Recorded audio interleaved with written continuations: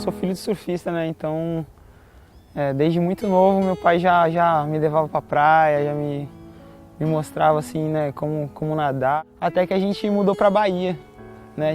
Quando eu tinha 12 anos, a gente foi pra Bahia. E foi ali que foi o meu primeiro contato assim, com o mar, né?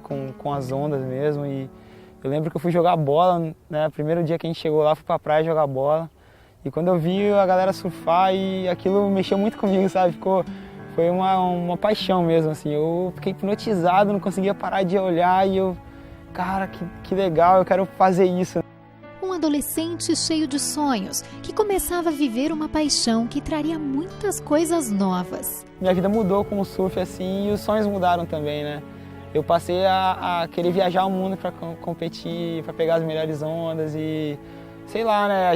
Quem surfa tem essa vontade de explorar assim, ondas, né, que não são muito conhecidas. E isso se tornou meu sonho.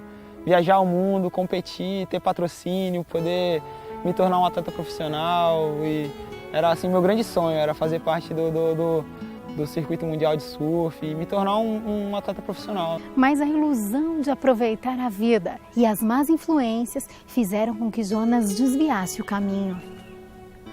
Com o surf, né, começou a tomar tomou uma grande parte da minha vida, né, da minha infância, assim, eu me dedicava muito a surfar, eu treinava muito, só que aos 14 anos mais ou menos, dos 13 para os 14, assim, logo depois, assim, né, eu conheci as drogas e infelizmente, na verdade, foi isso que enterrou esse meu sonho, né, porque as drogas tomaram mais parte do meu tempo do que o próprio sonho de surfar. Foram quase 10 anos em que trocou o que mais desejava na vida por coisas que a princípio eram inofensivas. Minha adolescência, a melhor parte da escola, os amigos verdadeiros, assim, todos eles foram embora também.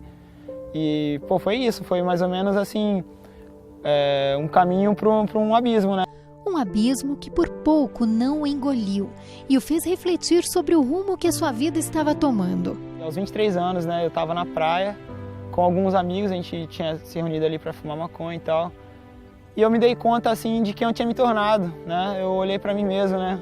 Tem até um versículo que fala: examine seu homem a si mesmo. Naquele dia eu fiz isso sem saber, né? Sem conhecer a palavra de Deus. Eu me examinei, primeiro por fora, eu olhei para mim.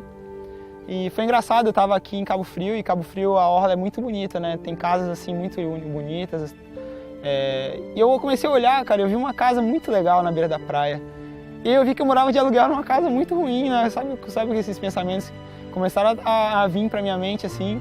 Aí de repente passou um casal de mão dada, né? Pô, e o cara tava todo arrumado. Aí eu olhei pra mim, eu tava com a bermuda velha, a camisa velha, sabe? Meio largado assim na praia, de noite. E ele com a menina linda, e eu olhei pro lado, eu vi que eu tava com um monte de marmanjo feio, sabe, sujo ali do meu lado. Cara, aquilo me trouxe a recordação, os sonhos que eu tinha quando eu era garotinho. E que eu tinha perdido, sabe, que eu não sonhava chegar aos 23 anos e me tornar quem eu tinha me tornado. Pelo contrário, eram pessoas que eu não queria nem ser amigo, na verdade.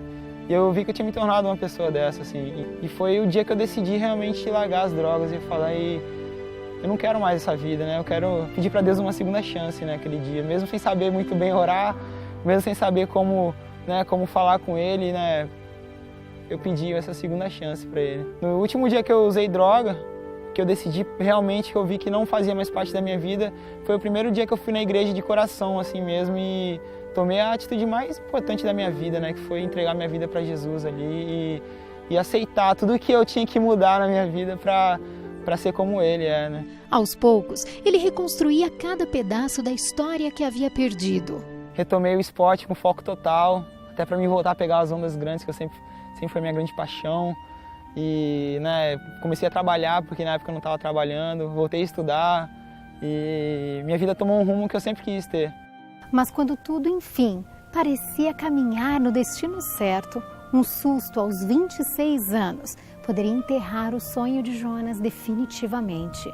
Eu tinha combinado de colocar uma placa na minha igreja, né, com um antigo pastor, e essa placa durou quase 3 anos para ser colocada, né. Desde o primeiro dia que eu me propus a fazer, foram acho que 2 anos mais ou menos, do primeiro dia que eu me propus até o dia que eu fui aplicar essa placa. muitas coisas, né, aconteceram para que eu não colocasse essa placa, mas nesse dia eu decidi perseverar para fazer a obra na casa do Senhor. Eu falei, não, cara, por mais que o mato esteja bom, né, me chamaram para ir para um churrasco, eu falei, pô, cara, não, né, eu fui lá, comi rapidinho, não tem que ir lá para a igreja. Durante a instalação da placa, né, era uma placa de 6 metros, ela ficava suspensa na marquise do prédio. Eu não reparei que passava um fio de alta tensão muito perto e quando eu puxei a placa para trocar a lona dela, a placa tocou no fio de alta tensão. E eu tomei uma descarga de 13.800 volts, né?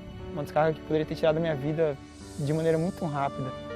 Foi algo muito rápido, eu não percebi que estava recebendo uma descarga assim de início. E quando eu me dei conta que era um choque, jamais ia imaginar que era um choque de 13.800 volts, né? Eu pensei que era um choque de 220, só que eu não conseguia soltar a placa. E eu não perdi a consciência. Eu tentei chamar o amigo que estava lá no telhado comigo, não conseguia falar, eu tentei soltar a placa, não conseguia soltar. Eu pedi muito para Deus me dar uma segunda chance, porque naquele momento veio na minha cabeça a minha mãe, veio meu pai, que eu não tinha me despedido deles, né? E eu queria, sabe, dizer para eles que eu amava eles de novo. Falei, Deus, deixa eu ver meu pai, preciso dizer pro meu pai que eu amo ele, né? Preciso falar para minha mãe o quanto ela é especial para mim. Pô, me dá uma segunda chance, Deus. E eu pedi. Aí com certeza Deus me deu a segunda chance na hora, porque a placa soltou da minha mão, despencou do 3º andar do prédio e eu caí a meio metro de despencar lá de cima também. Em meio ao desespero dos que acompanhavam o que havia acontecido, uma coisa chamava a atenção. Eu lembro que a primeira reação que eu tive foi de dar glória a Deus. Eu não parava de dar glória a Deus. Foi engraçado porque o pessoal vinha falar comigo, né? O cara que tava lá comigo falou, não, cara, glória a Deus, eu tô bem, cara. Glória a Deus, chama o resgate aí, glória a Deus, glória a Deus. Senhor, obrigado. Eu não parava de agradecer. E o mais engraçado foi que no começo do dia, né, na noite anterior, eu tinha ouvido uma música, né, num radinho, que fala: os que confiam no Senhor são como os montes de Sião, né, que não se abalarão, mas permanecem para sempre. Cara, e aquilo ficou na minha mente, eu não parava de cantar isso, sabe? Senhor, eu confio em Ti. E o bombeiro falava pra mim, cara, fica quieto aí, cara, sabe? Respira fundo, a gente vai tirar daqui, tá tranquilo? Não, eu tô tranquilo, e cantava, pô, eu vi que fazia parte de algo muito maior do que eu pudesse imaginar. Eu não sei como, não sei o porquê, mas eu decidi naquele momento ali acreditar que era um plano de Deus pra minha vida, e aquilo me deu uma paz tão grande, que mesmo sem mexer as mãos, né, eu preocupado, claro, porque minhas mãos não mexiam, mas a felicidade estava presente na minha vida, né? O pior momento dela. Foram 2 meses e meio de internação, período de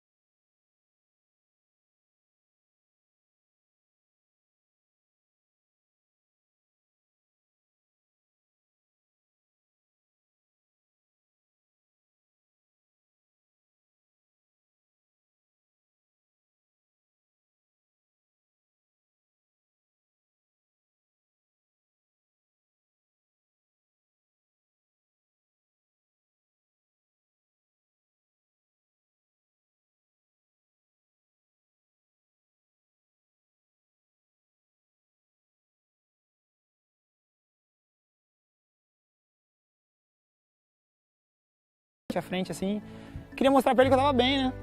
E quando ele me colocou na cadeira, eu senti muita dor, mas tanta dor, que eles me davam morfina e não passava. Eles me anestesiaram, literalmente, não passava.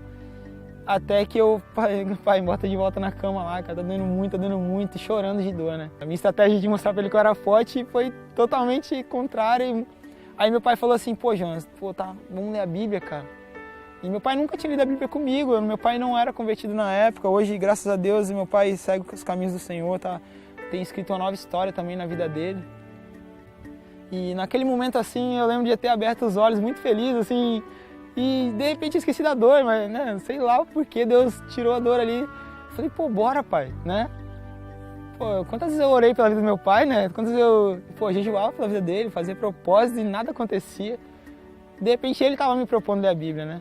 Eu falei, pô, vamos ler ele, vamos ler o quê, né? Eu falei, vamos ler o Novo Testamento, né? Que, pô, Deus vai confortar a gente, Jesus, através da história dele, vai falar com a gente aí. E aí ele abriu aleatório em Tiago, né? No livro de Tiago. E aí quando ele leu, cara, a passagem de Tiago 1, versículo 2, já fala assim, meus irmãos têm por motivo de grande alegria, né? Passagem por várias provações. Cara, quando ele leu isso, eu falei, que isso, pai? Lê de novo aí, esse negócio aí. E aí ele leu de novo, né? E quando ele começou, eu lembro que a gente, do versículo 2 até o versículo 4, né? Falando sobre perseverança, né? Que a perseverança tem uma obra perfeita na nossa vida, né? Para que a gente seja perfeito e completo, né? Isso, cara, ele falava e essas palavras entravam no meu coração assim, e eu ficava muito forte, sabe? Cada vez me fortalecendo mais. E até que a versão da Bíblia que a gente leu falava assim no final, porque a perseverança tem a sua obra perfeita e completa, para que sejais perfeitos e completos, não tendo deficiência alguma, né? Caraca, quando falou não tendo deficiência alguma, eu falei, tá vendo aí, pai? Deus está falando pra gente que eu não sou deficiente, meu. Que pelo contrário, eu vou ser perfeito e completo. É só mais uma, a gente vai passar por muitas outras e vamos nessa, né, meu irmão? Naquele momento ali, acho que a ideia de ter ido pra cadeira, né, para mostrar para ele que eu era forte, se reverteu na palavra de Deus, e Deus usando meu pai ali para falar comigo. E, cara, esse é o versículo que eu tenho para minha vida, assim. A alegria de voltar para casa trouxe à tona a nova e dolorosa realidade. Eu tinha voltado pro mundo real, né? Eu não tinha mais enfermeira para cuidar de mim, não tinha mais ninguém para me ajudar a comer. Tinha meus pais, claro, né? Fiquei na casa dos meus avós também, então, mas no hospital era normal, se precisasse de alguma coisa, eu pedia para a enfermeira, pô, eu estava no hospital, mas em casa eu passei a tentar fazer as coisas. E eu vi que eu não conseguia fazer. E pela primeira vez, ele desabou. Mesmo vendo os milagres de Deus na minha vida, mesmo vendo ele agindo mesmo, sabe? Milagres assim diários, coisas assim muito grandiosas mesmo. Eu passei a reclamar e esquecer da segunda chance que Deus tinha me dado, que eu tinha pedido, e passei a pensar até em me matar, tirar minha própria vida. A depressão realmente tomou conta de mim. A descoberta da nova modalidade trouxe um novo sentido para a sua vida. Um ano depois, assim, eu tive a ideia de pegar um stand-up e adaptar o remo, né? Porque a única dificuldade que eu tinha era de ficar em pé na prancha, né? E no stand-up eu já venho em pé, então deu esse plim ali na cabeça. Foi como se a felicidade voltasse para minha vida completa, sabe? Eu estava feliz porque eu estava vivo, Deus tinha me mostrado que Ele tinha me dado uma segunda chance, eu era muito grato já. Depressão já não fazia mais parte da minha vida. Pô, mas faltava, sabe, aquela última peça do quebra-cabeça ali. E foi assim que o surf voltou mesmo para minha vida e eu voltei a ser rato de praia, né? Não saí mais da praia. A dedicação o fez acumular ótimos resultados. Fui segundo colocado no maior campeonato de stand-up do mundo, né? Que é o Battle of the Paddle. E fui campeão do maior circuito do Brasil também de stand-up, sendo o único deficiente nas duas competições, assim, a competir com a galera normal. Se esconder, nunca mais. A vida de Jonas mudou completamente. Sua rotina hoje se resume nisso, em diariamente estar aqui, cerca de 1 a 2 horas, treinando e desfrutando da grandeza que Deus preparou para ele. Eu tenho colocado muito meus sonhos diante de Deus. Eu creio que falar do amor de Deus, assim, onde quer que eu vá, né? Viver o Evangelho mesmo em todas as nações e poder, assim, de alguma forma mostrar para as pessoas que vale a pena, né? Independente do que aconteça, né? Independente da dificuldade, que vale a pena estar vivo, vale a pena correr atrás dos nossos sonhos, né? Mas o meu grande sonho, na verdade, é ser visto como servo de Deus, sabe? E poder, de alguma forma, tocar na vida das pessoas sem precisar falar, sem precisar abrir a boca. Hoje, Jonas Lettieri é alguém com uma história e um objetivo. Jonas é um cara que ama a vida, acima de todas as coisas, assim, ama a criação de Deus, sabe? Eu sou muito contemplador. Hoje eu passo por uma borboleta e fico olhando para ela, sabe? Uma flor.